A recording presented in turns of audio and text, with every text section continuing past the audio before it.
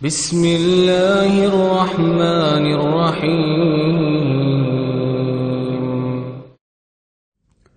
الحمد للہ وحدہ والصلاة والسلام علی من لا نبی بعدہ اما بعد۔ شرک کسے کہتے ہیں؟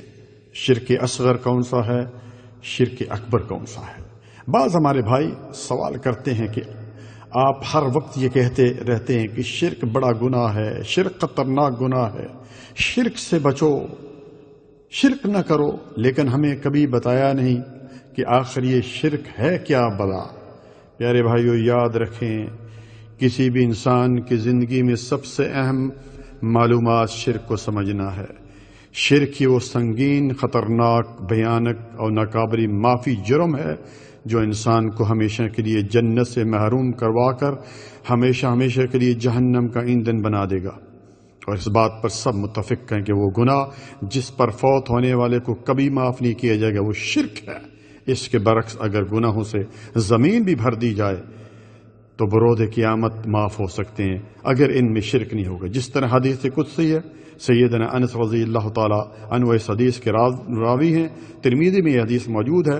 رسول اللہ صلی اللہ علیہ وآلہ وسلم نے فرمایا، قال اللہ تعالی، اللہ تعالیٰ فرماتا ہے، اے آدم کے بیٹے، اگر تو زمین برابر گناہوں کے ساتھ میرے پاس آئے گا، ثم لقیتنی لا تشرک بی شیئا، پھر تو مجھے اس حال میں ملے گا کہ تو نے میرے ساتھ کسی کو شریک نہیں ٹھہرایا ہوگا، لَأَتَيْتُكَ بِقُرَابِهَا مَغْفِرَةً، تو میں بھی اتنی ہی مغفرت کے ساتھ تجھے ملوں گا جس سے زمین بھر جائے۔ اللہ اکبر، یعنی تیرے سارے گناہ معاف کر دوں گا اگر اس میں شرک نہ ہو۔ پیارے بھائیو، یہ ہی وجہ ہے کہ ابلیس جو اللہ تعالیٰ اور اس کے رسول صلی اللہ علیہ وسلم کا جو ہے وہ دشمن ہے، اس کی سب سے پہلی کوشش یہ ہوتی ہے کہ کسی طرح لوگوں کو شرک میں مبتلا کرے تاکہ لوگ دوزخ میں اس کے ساتھی بن جائیں۔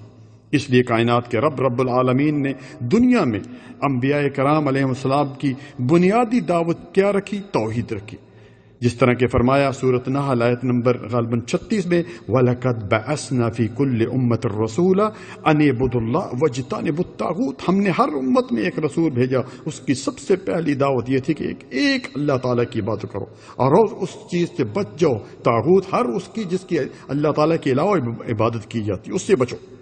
آئیے مختصر شرک کیا اس کو سمجھنے کی کوشش کرتے ہیں۔ شرک، یاد رکھیے، توحید کی ضد ہے۔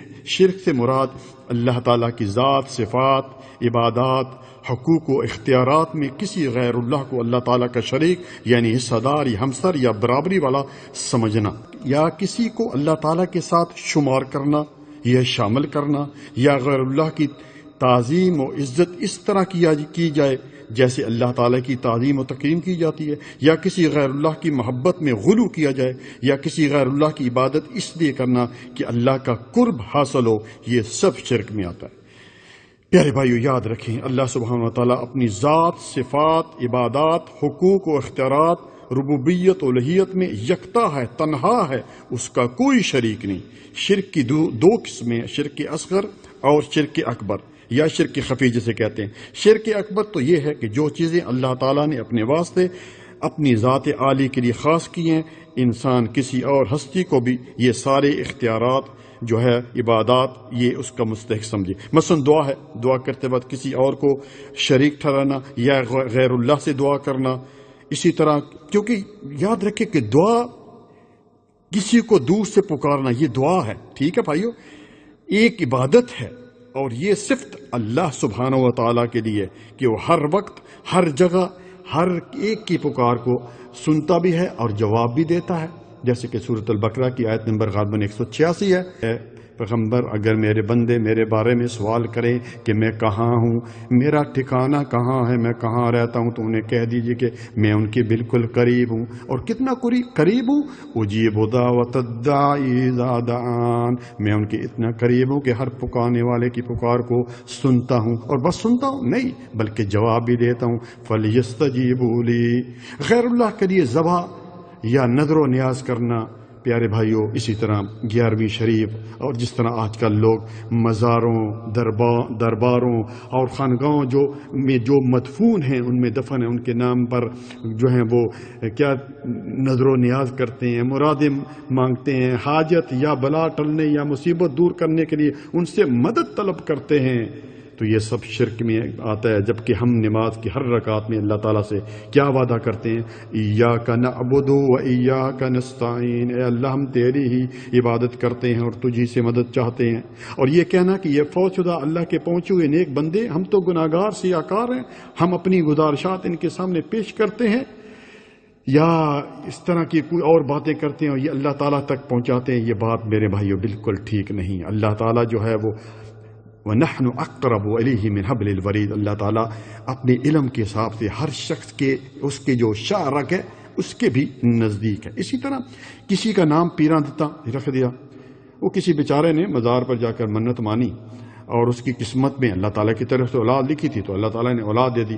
اب اس کا عقیدہ یہ ہو گیا کہ یہ نام جو ہے اس کا نام ہی کیا رکھ دیا؟ پیراں دیتا، یہ پیراں دینا۔ اسی طرح اپنا نام عبد النبی یعنی نبی کا بندہ رکھنا، اسی طرح عبد الرسول رسول کا بندہ رکھنا، اسی طرح بندے علی، یہ تمام میرے بھائیو شرک ہے۔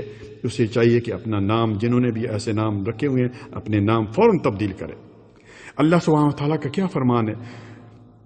سورۃ شورى آیت نمبر 11 اور 25واں پارہ ہے، لیس کمثلہ شیء وہو السمیع البصیر، کہ اس جیسا کوئی نہیں، وہ دیکھنے والا اور سننے والا ہے ہر جگہ۔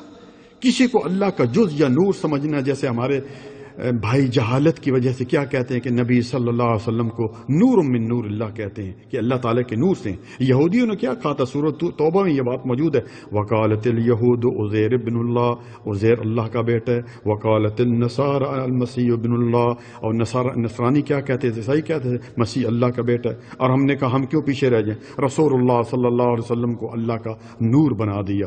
اور آگے اللہ تعالیٰ نے سورۃ توبہ آیت نمبر 30 میں کیا فرمایا؟ قاتلہم اللہ تعالیٰ ان کو غارت کرے۔ پیارے بھائی یہ بھی شرک ہے کہ فلاں بزرگ ولی زندہ یا فوت شدہ علم غیب جانتا ہے، یا فلاں نجومی غیب جانتا ہے، اس لیے نجومی کے پاس جو جاتا ہے اس کی 40 دن کی کوئی عبادت قبول نہیں ہوتی۔ اسی طرح لوگوں کی قسمتیں بتانا کہ تمہارا ویزا کب آئے گا، اور اسی قسم کے وہ یہ فراڈی، یہ سب فراڈ ہے بھائیوں۔